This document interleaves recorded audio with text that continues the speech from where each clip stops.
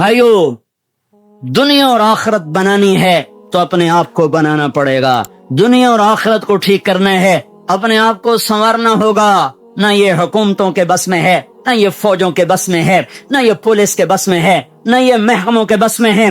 وہ ہماری طرح سے عاجز، کمزور، حقیر، فقیر انسان ہے، نفس و شیطان کے غلام ہیں. میں بھی، آپ بھی غلام، وہ بھی غلام. ایک اللہ ہے جو آسمانوں پر جب فیصلہ کرے گا تو اس کے فیصلے کو کوئی روک نہ سکے گا. غلاموں کے فیصلے کبھی زندہ ہوئے یا وجود میں آئے، اس کے لیے سب کو اللہ کی طرف لوٹنا پڑے گا.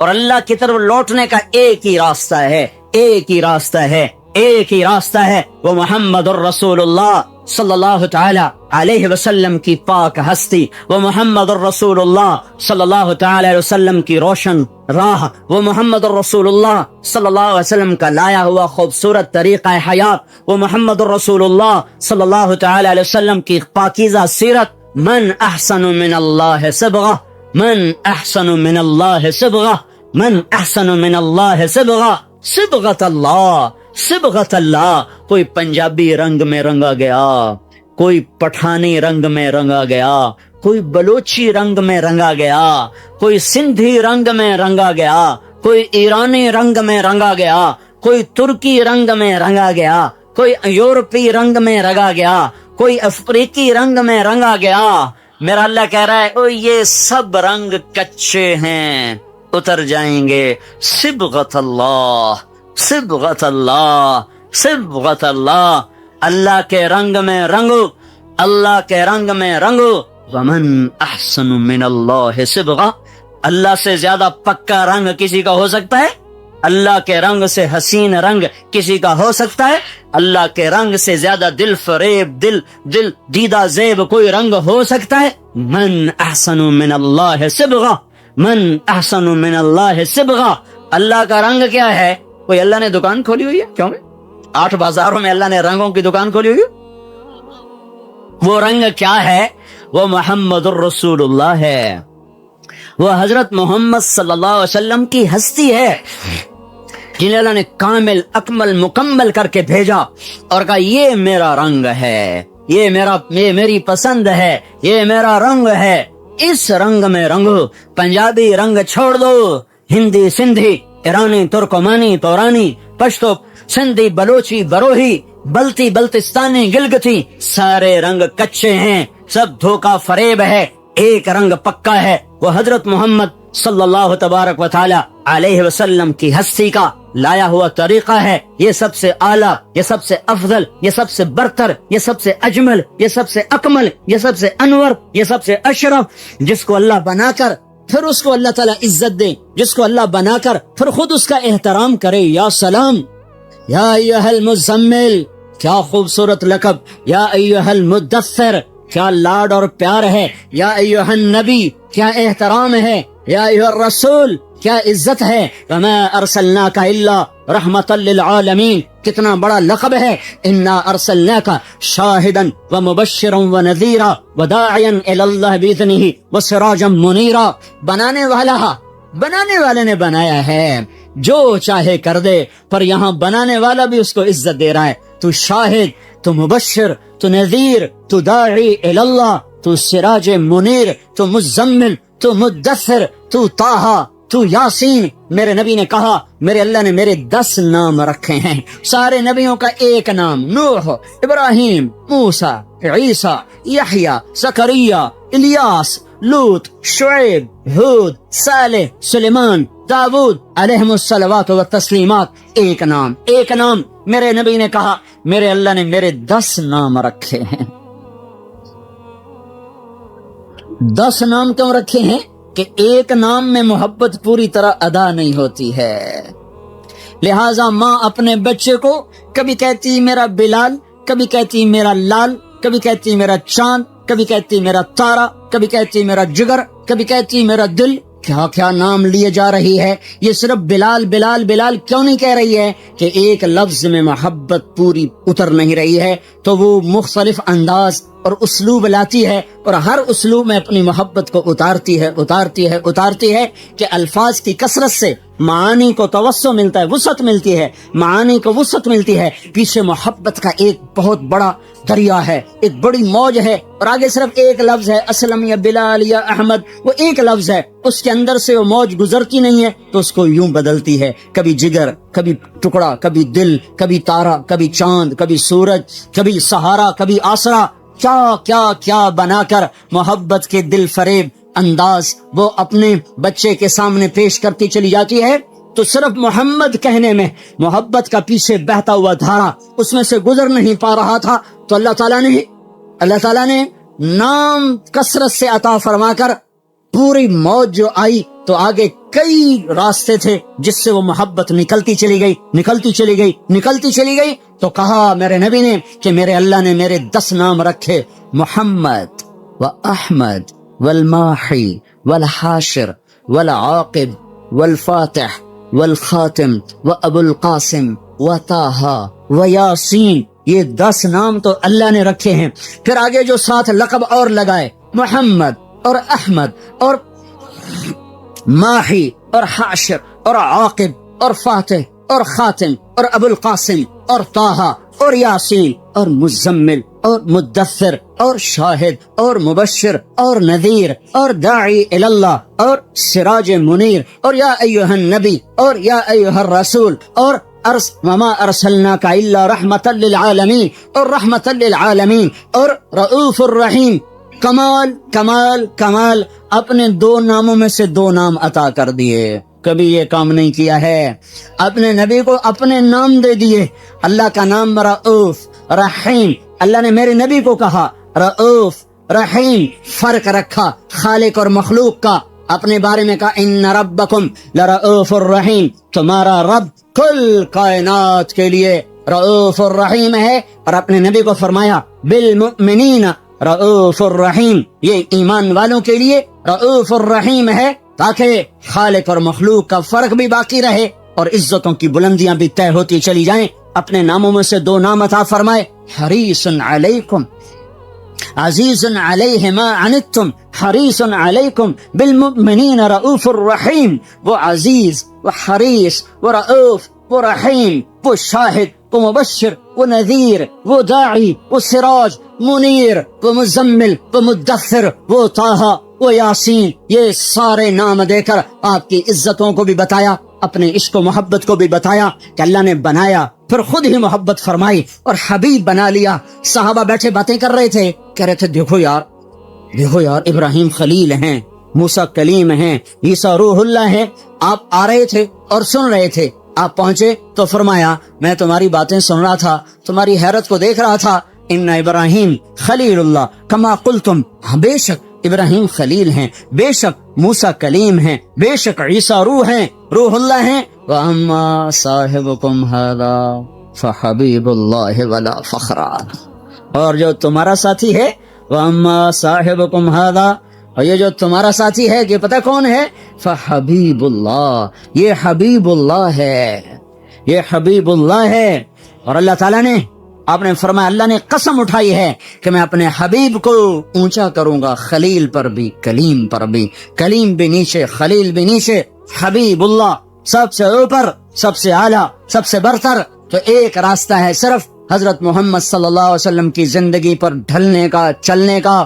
بھائیو پوری دنیا میں اضطراب ہے، سارا جہان چین میں نہیں ہے، مال والے ہوں فقیر ہوں، دکھ درد میں ڈوبی ہوئی انسانیت ہے، اور وجہ صرف ایک ہے، اللہ سے دور ہو گئے، اللہ کے رسول سے دور ہو گئے۔ اس وقت کا سب سے بڑا محسن وہ ہوگا جو انہیں اللہ اس کے رسول کے ساتھ جوڑ دے گا۔ وَكَذَلِكَ جَعَلْنَاكُمْ أُمَّةً وَسَطًا، اسی طرح ہم نے تمہیں امت وسط بنایا ہے، امت وسط، امت واسطہ۔ کیا واسطہ ہے؟ پہلے اللہ تک ملانے کے لیے نبی آتے تھے، لوگوں کو اللہ کا پتہ نہیں ہوتا تھا، وہ بے چین بے قرار ہوتے تھے، تو اللہ ایک نبی بھیجتا تھا جو انہیں اللہ سے ملا دیتا تھا۔ اس لیے لوگ نبیوں پر فدا ہوتے تھے کہ محسن کے سامنے سر جھکانا انسانی فطرت ہے، میرا سب سے بڑا محسن وہ ہے جو مجھے اللہ کا پتہ بتائے۔ تو نبیوں پر لوگ قربان ہوئے کہ ان سے بڑا محسن دنیا میں آیا کوئی نہیں ہے۔ حضرت محمد صلی اللہ علیہ وسلم پر آ کر نبوت ختم ہو گئی، अब क़यामत तक कोई नबी नहीं आएगा, अब कौन वासिता बनेगा, अब कौन अल्लाह से लोगों को मिलाएगा? तो अल्लाह ने मुझे आपको ये इज्जत अता फरमाई और कहा वकज़ालिक जअलनाकुम उम्मतन वसता, ए उम्मत मोहम्मद तुम्हें मुबारक हो, अब ये वास्ते का काम तुम करोगे, तुम मेरे और मेरे बंदों के दरमियान वास्ता बनोगे। उसका तरीका क्या है? लितकूनु शुहदा अला नास, उसका तरीका ये है कि तुम घर घर जाकर लोगों को मेरी बात सुनाओगे, घर घर दर दर मुल्क मुल्क फिर कर लोगों को मेरे कलमे का शहदाई बनाओगे और मेरी तरफ बुलाओगे। ये अगर तुम काम करने वाले बनोगे तो फिर क्या होगा? मैं अपने बंदों को मिल जाऊंगा, मेरे बंदे मुझे पालेंगे, जब वो मुझे पालेंगे तो इन वजदतनी वजदत कुल्ल शै, उन्हें मंजिल मिल जाएगी। उन्हें मंजिल पर पहुंचाने की वजह से ये उम्मत सारी उम्मतों से अफजल होकर नबियों की शान के साथ उठाई जाएगी। क़यामत के दिन हमारी पहचान अगर इबादत पर हुई, इबादत पर, नमाज रोजे पर, जिक्र तिलावत पर, तो हम बड़े थोड़े नंबरों से पास होंगे। हमारे पास टाइम ही थोड़ा है, 60-70 साल कोई उम्र होती है। पहली उम्मतें, मैंने एक राहिब का पढ़ा, बनी इसराइल का एक राहिब, एक इबादत गुजार अपने इबादत खाने में दाखिल हुआ और 300 साल तक दुनिया में उसने मुड़ के नहीं देखा कि बाहर क्या हो रहा है, सिवाय अपनी पेशाब की जरूरत के। 300 बरस की बंदगी करके वो शख्स दुनिया से रुखसत हुआ। 300 साल की नमाज, रोजे, जिक्र, और उसके मुकाबले में इस उम्मत के 50, 60, 70 साल की नमाज, रोजे जब तोला जाएगा तो ये तो कोई मुकाबला ही कोई नहीं है, ये तो कोई हैसियत ही कोई नहीं है। इस उम्मत की इज्जत, शराफत, बड़ाई वो उम्मत वसत की वजह से है कि पहले कोई उम्मत अल्लाह का पैगाम लेके दुनिया में न फिरी, पहले कोई उम्मत अल्लाह के पैगाम को दुनिया में पहुंचाने के लिए घर से बेघर न हुए, दर से बेदर न हुए। ये पहली उम्मत है जिन्हें हुक्म मिला कुंतुम खैरा उम्मतिन उखरिजत लिन्नास तअमुरूना बिल मारूफ व तनहूना अनिल मुनकर व तु'मिनूना बिल्लाह। ये पहली उम्मत है जिसको अल्लाह ताला ने फरमाया शाबाश, बड़े अच्छे हो। मुझे कभी ख्याल आता है, हमें कोई लोग हमारी तारीफ करें बड़ी खुशी होती है, और अल्लाह हमारी तारीफ कर रहा है, हमें कभी खुशी नहीं हुई। कुंतुम खैरा उम्मतिन, अल्लाह हम सबको कह रहा तुम बड़े अच्छे हो, शाबाश। तुम्हारी अच्छाई किस वजह से? उखरिजत, तुम निकाले गए हो। कहाँ? लिन्नास, लोगों की तरफ, लोगों की खिदमत के लिए। कौन सी खिदमत? तअमुरूना बिल मारूफ व तनहूना अनिल मुनकर व तु'मिनूना बिल्लाह। तुम लोगों को अल्लाह की तरफ बुलाते हो, भलाई की तरफ बुलाते हो, बुराई से रोकते हो, अल्लाह पर ईमान रखते हो, इस वजह से तुम सबसे आला हो। उखरिजत यहाँ बड़ा खूबसूरत मतलब दे रहा है। खरजत, ज़हरत, बरजत, तलअत, सीक़त, पता नहीं कितने अल्फाज थे जो यहाँ आ सकते थे। उखरिजत में एक बड़ा खूबसूरत मतलब है। शादी होती है तो हम लोग कार्ड छपवाते हैं, फिर कोई कार्ड डाक में भेजा जाता है, कोई कार्ड नौकर को दे के भेजा जाता है, कोई कार्ड लेकर खुद आदमी जाता है। जहां गहरा ताल्लुक होता है वहां खुद भी जाता है, कार्ड भी लेकर जाता है। जहां दरमियाना ताल्लुक होता है वहां नौकर भेजता है। जहां बस वाजिबी रस्म, राह रस्म है, वहां खाली डाक के जरिए से कार्ड चला जाता है। जब किसी के घर खुद चल के कोई चला जाए तो उसके ऊपर वजन पड़ जाता है कि ये तो खुद चल के आया है, अब तो हमें जाना पड़ेगा। खुद चल के कोई आ जाए तो अगला भी उसे इज्जत समझता है, मुझे इज्जत भी है, खुद चल के आए हैं, अब तो भाई हमें जाना पड़ेगा, चाहे समंदर भी पार करना पड़े। तो उखरिजत, उखरिजत का मतलब यहाँ ये है कि अल्लाह अर्शों पर कह रहा है, ऐ मेरे महबूब की उम्मत, मैं तुम्हें खुद बुलाने आया हूँ, मैं तुम्हें खुद बुलाने आया हूँ। ये तबलीगी जमात का काम नहीं है, तुम्हारा रब तुम्हें खुद बुलाने आया है कि आओ, अब कोई वास्ता नहीं मेरे और मेरे बंदों के दरमियान, अब सिर्फ तुम वास्ता हो। तुम घर छोड़ो, तुम घरों से निकलो, तुम्हारे सिवा ये काम कोई नहीं कर सकता। तुम्हारी इज्जत तुम्हारे लंबे नफलों पर नहीं है, तुम्हारे लंबे लंबे मुराकबे पर तुम्हारी इज्जत नहीं है, तुम्हारे लंबी लंबी तहज्जुद पर तुम्हारी बुलंदियां बड़ाई नहीं है, तुम्हारे कदम उठाने पर तुम्हारी बड़ाइयां हैं, तुम्हारे औरों के पीछे रुलने और फिरने पर तुम्हारी इज्जतें और बुलंदियां हैं। इसलिए इस उम्मत को कोई ना मिल सकेगा क़यामत के दिन कि इन्होंने वो काम किया जो नबियों ने किया, इन्होंने वो काम किया जो कोई ना उम्मतों में कर सका। लितकूनू शुहदा अलन्नास व यकून अर्रसूलु अलैकुम शहीदा وَكَذَلِكَ جَعَلْنَاكُمْ أُمَّةً وَسَطًا. بھائیو پوری دنیا پر رحم کھانا ہے، پوری دنیا کی تقدیر بدلوانی ہے. اپنی ذات سے ہم توبہ کریں، لوگوں کے پیچھے پھریں، لوگوں کے پیچھے پھریں. یہ پھرنا زندگی میں تبدیلی لاتا ہے.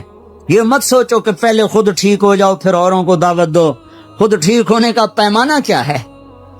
خود ٹھیک ہونے کا معیار کیا ہے؟ میں پہلے خود ٹھیک ہو جاؤں پھر میں اوروں کو تبلیغ کروں گا.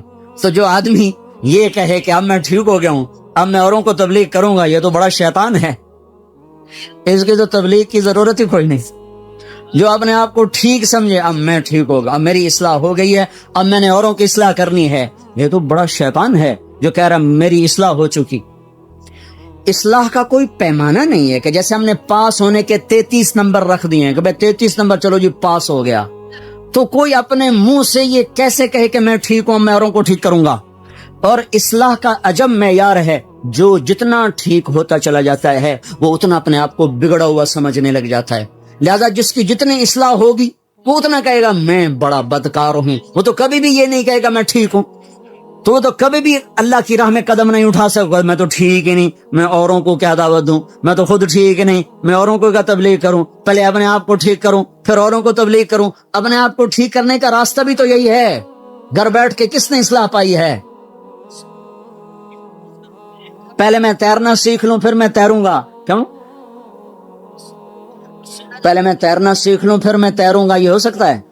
تیرنا سیکھنا ایک ہی وقت میں ہو رہا ہوتا ہے، چونکہ اس کے لیے پانی ہی ہے. پانی کے بغیر مٹی میں تیرے گا پھر جا کے پانی میں تیرے گا.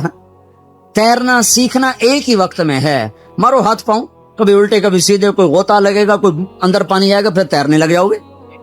پہلے میں گاڑی چلانا سیکھ لوں میں پھر گاڑی چلاؤں گا. تو کون سی گاڑی پہلے چلانا سیکھے گا؟ لکڑی کی، پلاسٹک کی، کہ گھر میں بیٹھا سالا سٹیئرنگ پھر کدی کھبے کدی سجے کدی اگاں کدی پچھا. لو جی اما ہن میں ڈرائیور بن کے ہن مینوں گڈی دی چابی دے میں گڈی چلاونی. گھر بیٹھا رہو.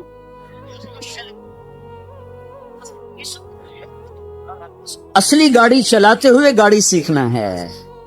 اصلی گاڑی چلاتے ہوئے گاڑی کو سیکھنا ہے. وہ سیکھتا بھی جائے گا چلاتا بھی جائے گا، سیکھتا بھی جائے گا چلاتا بھی جائے گا. یہ قدم کا اٹھنا، گھر کا چھوٹنا، لوگوں کی کڑوی کسیلی سننا، در در کی ٹھوکریں کھانا، یہ سب سے بڑا اصلاح کا ذریعہ ہے. خالی بیٹھ کر تنہائی میں ذکر کر لینا اس سے تھوڑا اصلاح ہوتی ہے. وہ چلے گئے دور جب باہر اندھیرا تھوڑا تھا، تھوڑی سی روشنی سے کام چل جاتا تھا. گھپ اندھیرا ہے، کچھ نظر نہیں آ رہا. اب بڑی قربانی دے گا تو تب جا کر دل کے چراغ جلیں گے، ورنہ باہر کے اندھیرے یہ ٹمٹماتے چراغوں کی روشنی کو بالکل بے نام بے نشان کر دیں گے. سارے عالم کے انسانوں پر، سارے عالم کے کفر پر چوٹ پڑے گی جب ایک شخص اپنے گھر سے قدم نکالتا ہوا چلے گا. سیکھتے بھی جانا ہے، کرتے بھی جانا ہے. یہ تو دعوی باطل ہے میں ٹھیک ہو جاؤں پھر میں تبلیغ کروں گا. پہلے خود ٹھیک ہو جاؤ پھر اوروں کو تبلیغ کرو. ایسی تبلیغ کا کیا فائدہ؟ خود تو عمل کرتے نہیں، اوروں کو تبلیغ کرتے ہیں. اس کا کیا فائدہ ہے؟ اس کا کیا فائدہ؟ میں ایک مثال دیتا ہوں. میں حافظ نہیں ہوں. میں ایک مثال دے رہا ہوں. میں حافظ نہیں ہوں. میں اپنے بیٹے سے کہتا ہوں بیٹا جا قرآن یاد کر لے. وہ آگے مجھے کہ ابا تو پہلے آپ یاد کر پھر مینوں آکھی. یہ بات ٹھیک ہے؟ ابا تیرا اپنا عمل تو ہے نہیں، تو مجھے کیوں تبلیغ کر رہا ہے؟ تو جا پہلو یاد کر پھر مینوں آکھی کہ میں بھی یاد کروں. یہ معقول بات ہے؟ یہ عقل میں آنے والی بات ہے؟ پہلے خود عمل کرو پھر دعوت دو. سارا دین بلاک ہو جائے گا، سارا دین ختم ہو جائے گا. ان پڑھ ہوں میں نے تو نورانی قاعدہ میں نہیں پڑھا. میں دیہاتی آدمی ہوں. میرے دل میں میرا بیٹا حافظ بن جائے تو میں نے اس کو پکڑ کے قاری صاحب کے پاس پہنچا دیا. آگے قاری صاحب کہنے لگے کیڑے منہ نہ لگا، جا پہلو آپ حفظ کر مڑ پتر نو لے آویں. بے عقل نہ ہوندے تا آ جاندے منہ چاہتے. پہلے آپ تو ٹھیک ہو وہ پھر لوگوں نو تبلیغ کرو. یہ کتنی احمقانہ بات ہوگی. اب میرا تو عمل کوئی نہیں، میں تو ان پڑھ ہوں، لیکن میں نے بیٹے کو عائشہ مسجد میں بٹھا دیا تو اس نے پڑھا بسم اللہ الرحمن. قاری سلیم صاحب نے پڑھوایا بسم اللہ الرحمن الرحیم اور بیٹے نے پڑھا بسم اللہ الرحمن الرحیم. مجھے سورت فاتحہ بھی نہیں آتی اور بیٹے نے پڑھا بسم اللہ. سب سے پہلے اس باپ کے گناہ معاف ہوں گے جس نے بھیجا تھا پڑھنے کے لیے، پھر اس استاد کے معاف ہوں گے جس نے بسم اللہ پڑھائی، پھر اس بچے کے معاف ہوں گے جس نے بسم اللہ پڑھی. میرا تو عمل کوئی نہیں, میں تو سورت فاتحہ بھی نہیں ہمدی, میرے گناہ کیوں معاف ہو گئے؟ میرے گناہ کیوں معاف ہو گئے؟ میں نے تو عمل نہیں کیا ہے. پہلے خود ٹھیک ہو جاؤ, پہلے خود عمل کرو, پھر اوروں کو تبلیغ کرو. یہ کہاں کی بات ہے؟ تو سارا دین ختم ہو جائے گا.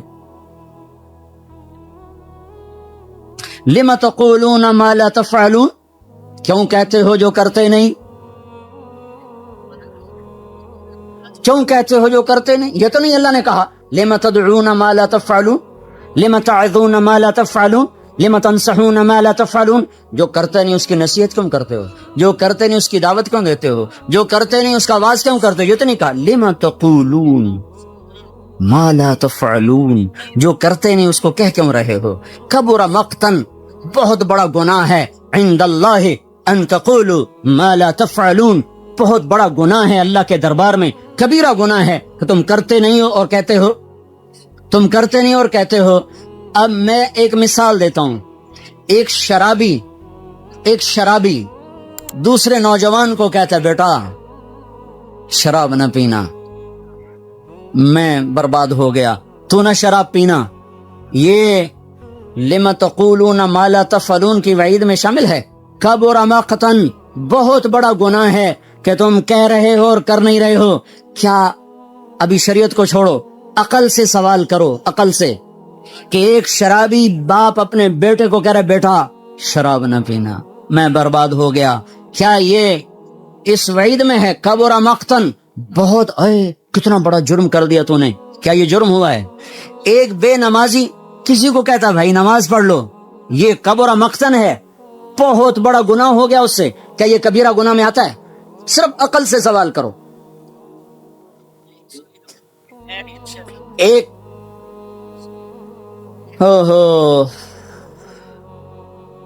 جنید جمشید ایک دفعہ پھنس گیا 3 چلے لگانے کے بعد, ایسا جکڑا, لمبی کہانی ہے, پھنس گیا, دوبارہ اس محفل میں چلا گیا تو اللہ نے وہاں سے اٹھایا اور وہاں سے بھاگا, جیسے یوسف علیہ السلام بھاگے تھے زلیخا سے. بھاگنے کا سبب کون بنا؟ کہنے لگا اسی ماحول کی ایک لڑکی مجھ سے کہنے لگی جنید صاحب ہم تو پھنسے ہوئے تھے, آپ نکل کے پھر پھنسنا چاہتے ہیں, آپ نکل کے پھر پھنسنا چاہتے. اسی ماحول کی لڑکی. اور اس وقت مجھے جنید کہنا, اس وقت بھی وہ ایسے لباس میں کھڑی تھی کہ اس کو دیکھا نہیں جا سکتا تھا. وہ مجھے کہہ رہی ہے جنید صاحب آپ اس گند سے نکل کر پھر اس میں گرنا چاہتے ہیں؟ تو کہنے لگے مجھے اس کا جملہ ایسے لگا جیسے بجلی کا ننگا تار چھو جائے. میں نے کہا میں کیا کروں؟ کہا بھاگ جائیے, بھاگ جائیے, یہ دلدل ہے, اس میں گرنے والا کوئی نہیں نکلا کرتا, آپ خوش نصیب ہیں, آپ نکل گئے, بھاگ جائیے. تو اس کی آواز میرے اندر اس نے روح بھر دی اور میں وہاں سے بھاگا اسٹوڈیو سے, اور ایسا بھاگا کہ جا کے کراچی سانس لیا. اس کے پیچھے جس لڑکی نے اس کو اس گند سے نکالا اس نے کبیرہ گناہ کر دیا, یہ کبیرہ گناہ ہو گیا ہے. یہ لم تقولون ما لا تفعلون کے نیچے آ گئی یہ بات. کیوں کہتے ہو جو تو ناچنے والی ہے, تو اسے کیوں کہہ رہی ہے کہ تو باہر نکل جا, تجھے تو نہیں کہنا چاہیے. کیا حماقت کی بات ہے یہ. لم تقولون ما لا تفعلون کبر مقتا عند اللہ ان تقولوا ما لا تفعلون, بڑا جرم عظیم ہے تم وہ کہو جو کرتے نہیں. اور جو میں مثالیں پیش کر رہا ہوں میری عقل کہتی ہے یہ جرم عظیم نہیں ہوا. جنید تباہی سے بچ گیا اور اس کے پیچھے ایک ناچنے والی کا ہاتھ ہے, تو اس نے جرم عظیم کیا کہ ایک نوجوان کی زندگی بچا لی, اس کو جہنم کی راہوں سے نکال لیا. اور وہاں سے نکلا تو 7 مہینے برطانیہ میں تبلیغ میں وقت لگا کے آ رہا ہے. تو یہ کیسے ہو گیا بڑا جرم, یہ کیسے ہو گیا کبیرہ گناہ؟ تو پھر لم تقولون کا کیا مطلب ہے؟ لم تقولون ما لا تفعلون, کیوں کہہ رہے ہو جو کرتے نہیں ہو. یہ دعوت کی نفی نہیں ہے, دعوے کی نفی ہے. دعویٰ رات پڑھی عشاء بھی نہیں اور صبح اٹھ کے کہہ رہا آج تو اللہ دے فضل ان تہجد پڑھی ہے نا کہ ساری رات نفلاں گزر گئی, ساری رات موسیقی سنی, اور صبح کہہ رہا ہے آج تک ساری رات قرآن پڑھے ہے لما تقولون ما لا تفعلون، کیوں کہہ رہے ہو جو کرتے نہیں ہو؟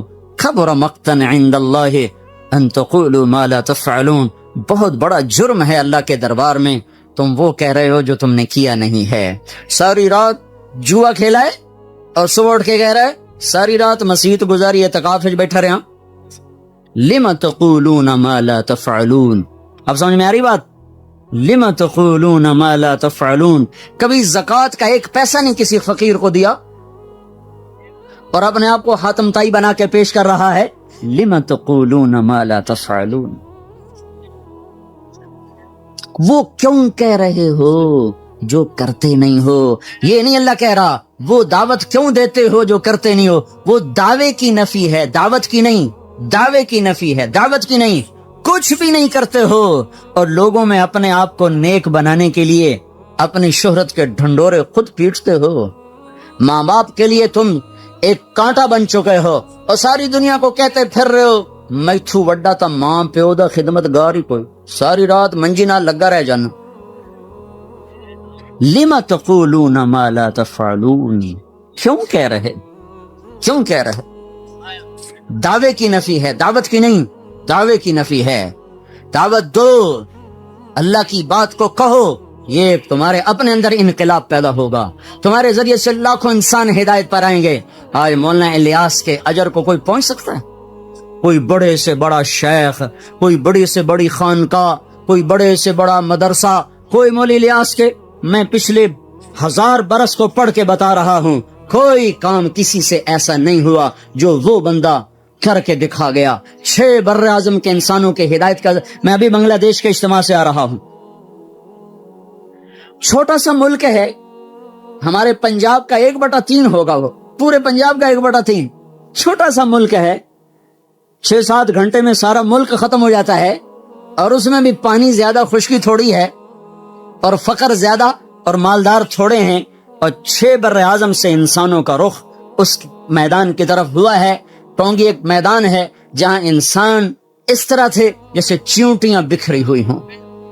دعا والے دن 7 میل میں لوگ بیٹھے ہوئے تھے، 7 میل کو 4 طرف سے گھماؤ، 7 میل کا دائرہ بناؤ، 7 میل میں انسان ہی انسان تھے۔ ہن کون گنے کتنے تو پتہ نہیں، 50 لاکھ، 20 لاکھ، 60 لاکھ، اللہ ہی جانے کون کھینچ کے لا رہا ہے۔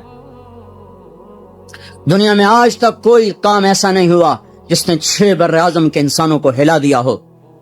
عرب کے شہزادے، میں دبئی میں ان کے محل میں بھی ٹھہرا ہوں اور یہاں بھی دیکھا اس کو میں نے، ٹین کی چھت کے نیچے بیٹھا ہوا، ٹین کا باتھ روم بنا ہوا ہے، جن کے باتھ روم میں سونے کی ٹوٹیاں لگی ہوں، یہاں ٹین کے باتھ روم میں کس نے بٹھایا؟ یہ کون سا ایسا شیخ وقت ہو سکتا ہے آج کے دور میں، یا کون سا ایسا مدرسہ ہو سکتا ہے، یا کون سی ایسی تحریک ہے جو ایسے شہزادوں کی ناک میں نکیل ڈال کے زمین پہ بٹھا دے اور ان کا تکبر خاک میں ملا دے اور 6 بر اعظم کے انسانوں کے لیے ہدایت کا سامان بن جائے؟ تو بھائیو، اگر زندگی کا رخ بدلنا ہے، اللہ کی طرف لوٹنا ہوگا، حالات بدلنے، اللہ کی طرف لوٹنا ہوگا۔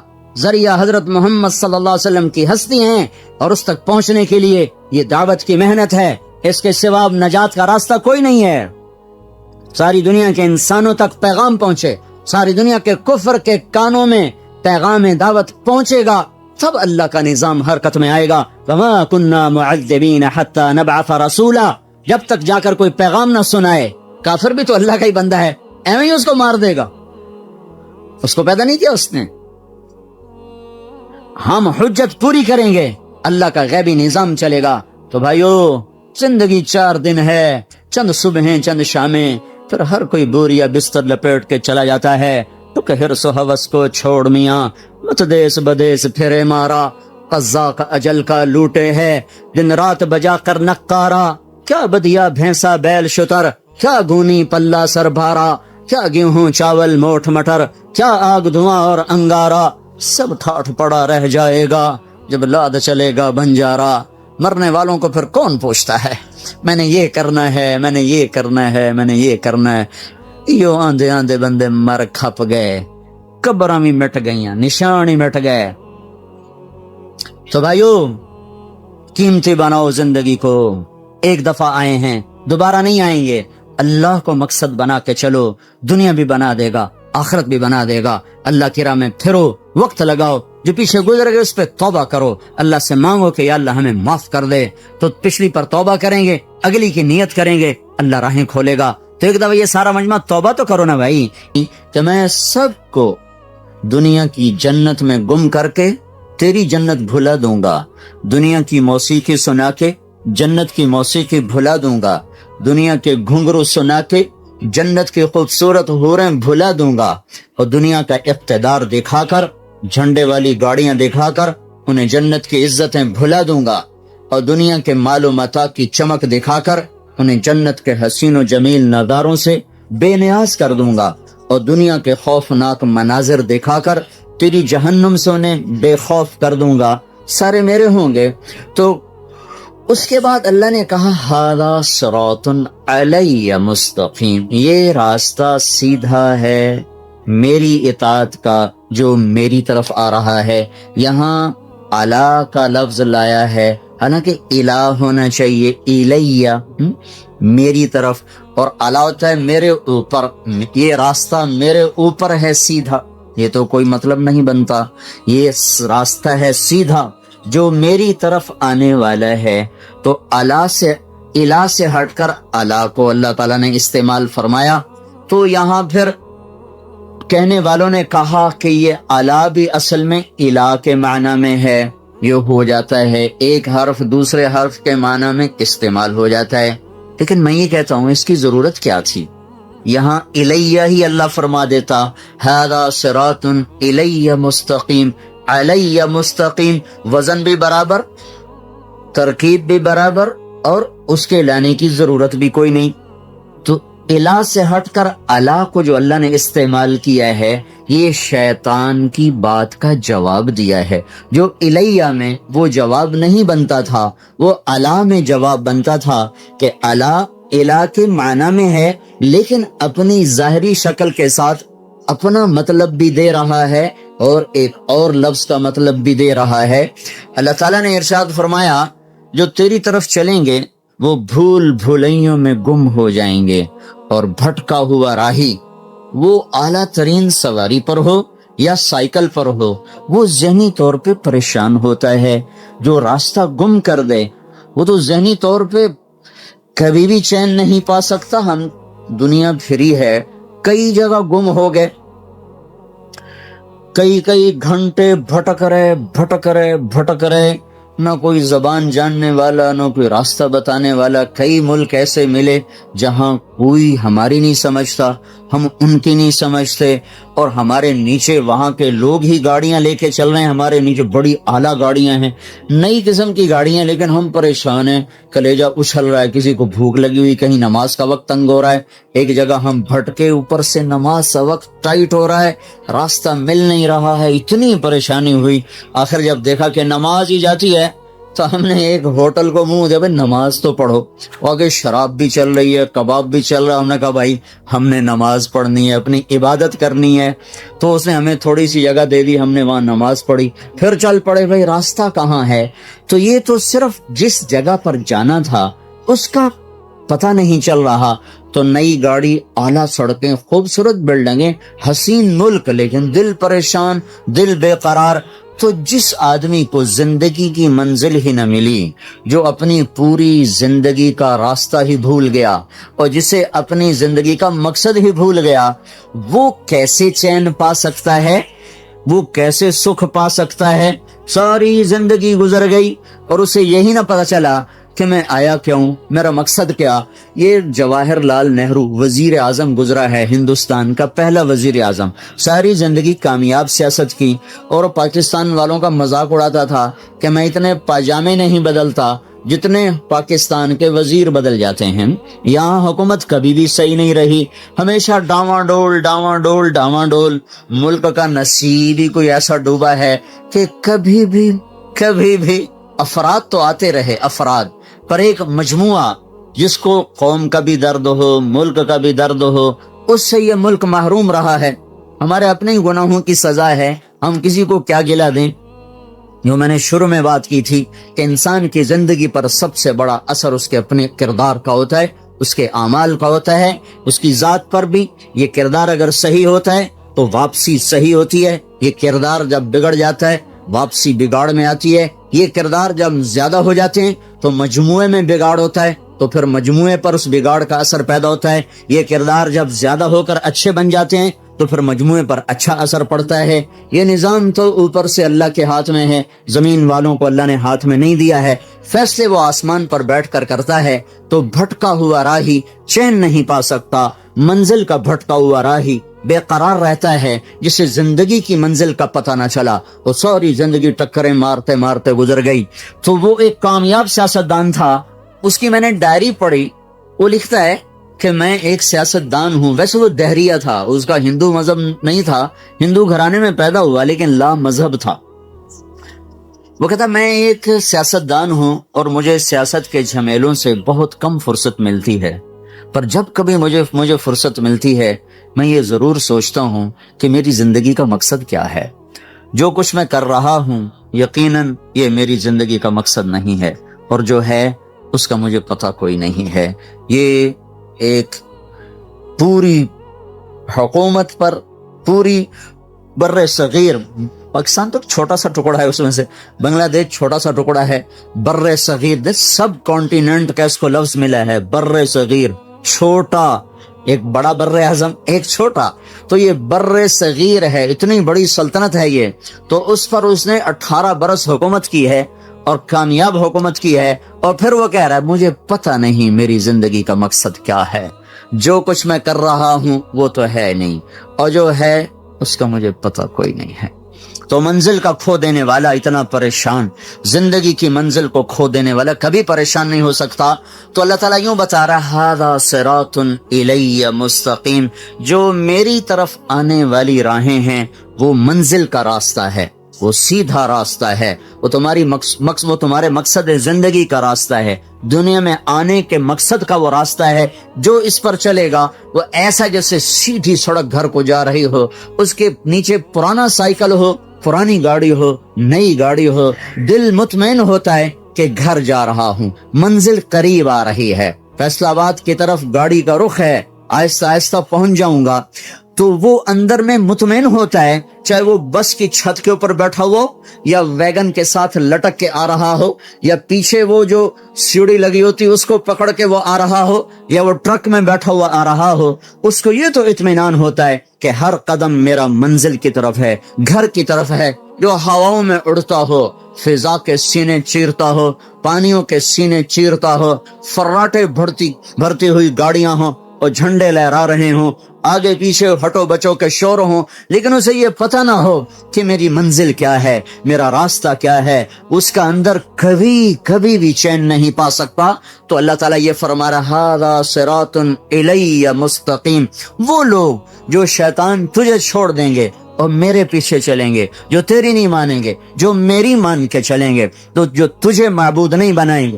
افرأیت من اتخذ الہہ ہوا، دیکھو ان لوگوں کو جنہوں نے اپنے نفس کو اپنا خدا بنا لیا، اپنے نفس کو اپنا معبود بنا لیا۔ کیا مطلب؟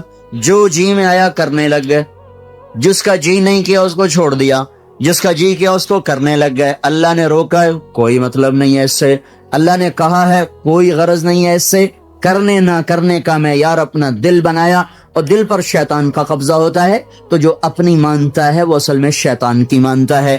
تو جو لوگ شیطان کی ماننے والے ہیں وہ بھٹکے ہوئے راہی ہیں، اور جو میری راہوں پہ چلیں گے وہ سیدھے راستے پر جا رہے ہیں، انہیں اطمینان ہوگا۔ اس لیے اللہ نے چیلنج کے انداز میں کہا الا الا الا سے ساری کائنات گونج اٹھی ہے، بحر و بر میں شور مچ گیا، عرش و فرش میں گونج اٹھی ہے، الا الا الا الا، اتنا طاقتور لفظ جیسے کوئی گھڑیال پر مارتا ہو زور سے ہتھوڑا اور پورا شہر گونج اٹھے، جیسے وہ چمنی کا سائرن کھلے اور سارا شہر گونج اٹھے۔ یہ الا الا الا الا کی گونج ہے۔ چھ بر اعظم میں بسنے والے کالے گورے، مشرق مومن، اچھے برے، نیک بد، سب کو اللہ تعالیٰ نے جھنجھوڑا ہے۔ الا الا الا، جب سب کے کان کھڑے ہوئے اور آنکھیں لگ گئیں کان آواز پہ ہوئے اور آنکھیں سننے والے کی طرف متوجہ ہوئیں، تو پھر اللہ نے اعلان کیا بذکر اللہ تطمئن القلوب، بذکر اللہ تطمئن القلوب، بذکر اللہ تطمئن القلوب۔ جاؤ ساری وادیاں کھنگالو اور سارے عیش آرام کے اسباب اپنے دامن میں سمیٹ لو، بھر لو، اور پوری دنیا کے عشق کے، پوری دنیا کے لذت کے، عیش و عشرت کے سارے اسبابوں سے کھیلو کھیلو کھیلو۔ کہیں چین ملے تو مجھے رب نہ سمجھنا، کہیں چین مل جائے تو میرے رب ہونے کا بے شک انکار کر دینا۔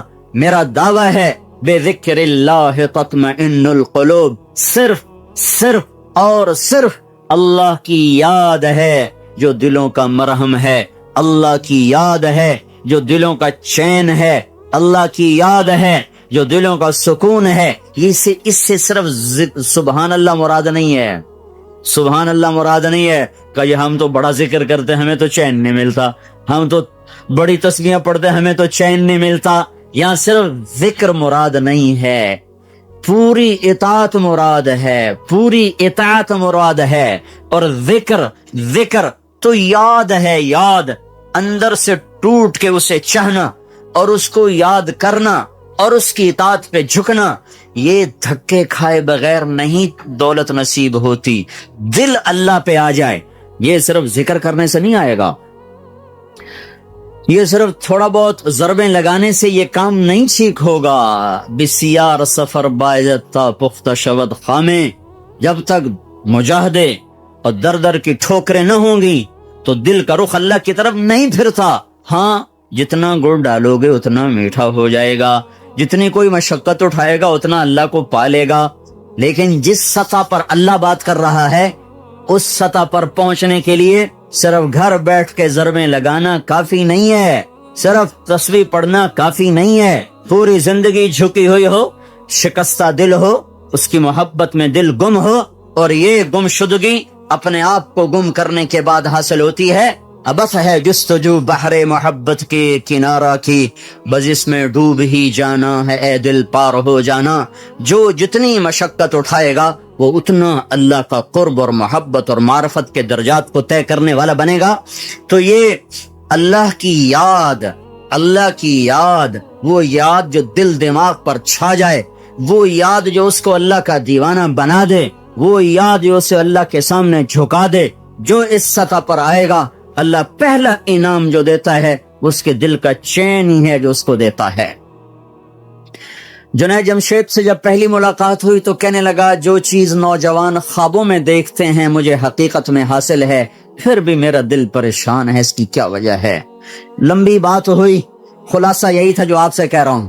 جب وہ 3 چلے کے لیے نکلا تو پہلی اس کی تشکیل ہوئی ادھر پہاڑوں کی طرف، تو وہ مجھ سے کہنے لگا کہ میں اس وقت ایک ٹوٹی ہوئی مسجد میں ہوں۔ فون اس کا آیا کہ میں اس وقت ایک ٹوٹی ہوئی مسجد، بالا کوٹ میں اس کی تشکیل تھی، اس وقت میں ٹوٹی ہوئی مسجد میں ہوں، پھٹی ہوئی چٹائی پر لیٹا ہوا ہوں، اور جس چیز کو تلاش کرنے کے لیے میں نے جہان کھنگالا تھا وہ چیز مجھے مل گئی ہے۔ مجھے اللہ نے ایسا سکھ اور چین دیا ہے، مجھے یوں لگ رہا ہے میں ہوا میں اڑ رہا ہوں، میں ہوا میں اڑ رہا ہوں۔ الا بذکر اللہ تطمئن القلوب، اللہ کو پا لینا یہ سب سے پہلا جو اللہ انعام دیتا ہے، امن، چین، اطمینان، سکھ۔ ھذا صراط الی مستقیم۔ دوسرا اللہ کو لانے کی وجہ یہ تھی کہ لوگوں کو شیطان عزت دکھا رہا ہے، تیرے پاس گاڑی بڑی ہوگی تیری بڑی عزت ہوگی، تیرے ہاتھ میں نیا موبائل ہوگا، بڑے 5 سٹار ہوٹلوں میں تیرے کھانے ہوں گے، اور 10 کنال میں تیرا گھر ہوگا، اور تیرا بڑا کاروبار ہوگا، پھر تیری بڑی عزت ہوگی، تیرا بڑا ٹیکا ہوگا، تیری بڑی بلے بلے ہوگی۔ اس دھوکے سے اللہ تعالیٰ ہمیں نکالنے کے لیے اللہ کا لفظ لا رہا ہے۔ شیطان تمہیں دکھائے گا تم وزیر بن جاؤ، تمہارے آگے جھنڈا لہرا رہا ہو، تمہیں بڑی عزت ملے گی، تم صدر بن جاؤ، تمہارے آگے پیچھے ہٹو بچوں کے شور ہوں، تمہارے اوپر ہوائی جہاز سایہ کر کے چل رہے ہوں، تمہیں بڑی عزت ملے گی، تم تخت شاہی کے مالک بنو، اور تم تمہارے اوپر کج کلا تمہارے سر پر تمہیں مزین کر رہا ہو اور دنیا کا ساز و سامان تمہارے لیے مسخر ہو چکا ہو، تیری بڑی عزت ہوگی، تیرے بڑے بارے نیارے ہو جائیں گے. یعلمون ظاہرا من الحیات الدنیا وهم عن الآخرة هم غافلون من كان يريد العاجلة عجلنا له فيها ما نشاء لمن نريد ثم جعلنا له جهنم يصلاها مذموما مدحورا ومن أراد الآخرة وسعى لها سعيها وهو مؤمن فأولئك كان سعيهم مشكورا من كان يريد الحياة الدنيا وزينتها نوفي إليهم أعمالهم فيها وهم فيها لا يبخسون أولئك الذين ليس لهم في الآخرة إلا النار وحبط ما صنعوا فيها وباطل ما كانوا يعملون اعلموا أنما الحياة الدنيا لعب ولهو وزينة وتفاخر بينكم وتكاثر في الأموال والأولاد كمثل غيث أعجب الكفار نباته ثم يهيج فتراه مصفرا ثم يكون حطاما وفي الآخرة عذاب شديد ومغفرة من الله ورضوان وما الحياة الدنيا إلا متاع الغرور.